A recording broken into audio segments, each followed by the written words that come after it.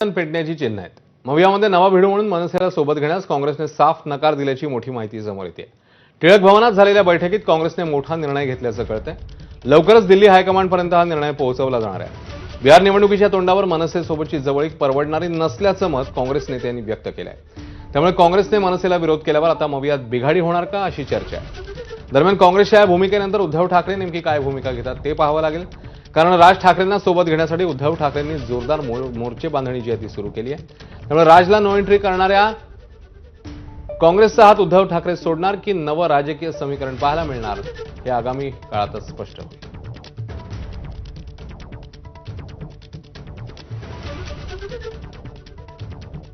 आम्ही आघाडी म्हणूनच सामोरं जायचं आहे आम्हाला।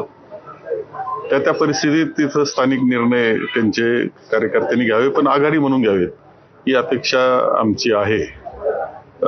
काही झालं तरी आम्ही एकत्र मित्रपक्ष आहोत आणि मित्रपक्ष म्हणूनच आपण पुढे गेलं पाहिजे हा आमचा प्रयत्न राहणार आहे। काँग्रेस सोबत आम्ही कुठल्या विषयासाठी एकत्र आहोत? या निवडणुकीमध्ये युती करण्यासाठी आम्ही एकत्र आलोत का?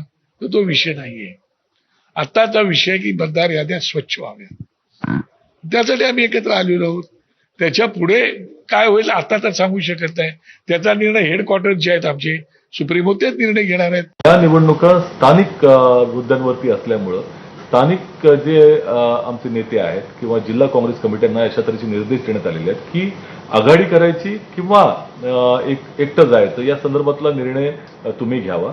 परंतु जर आघाडी करायची असेल तर इंडिया आघाडी जे इंडिया गठबंधन आहे त्याच्या सदस्य पक्षांशीच केवळ चर्चा करावी अशा तऱ्हेचे निर्देश त्या ठिकाणी देण्यात आले। या भावनांचा आदर करून लवकरच केंद्रीय नेतृत्व मुंबईमध्ये एकटं जावं किंवा आघाडी कोणत्या स्वरूपाची करावी या संदर्भातला निर्णय देईल तो लवकरच अपेक्षित आहे। हा प्रश्नच नाहीये की आम्ही महाविकास आघाडीचा घटक आहोत की नाही आहोत, कुणाबरोबर युती करावी, कुणाबरोबर युतीबरोबर जावं हा निर्णय सर्वस्वी सन्माननीय राजसाहेब ठाकरे यांचा आहे।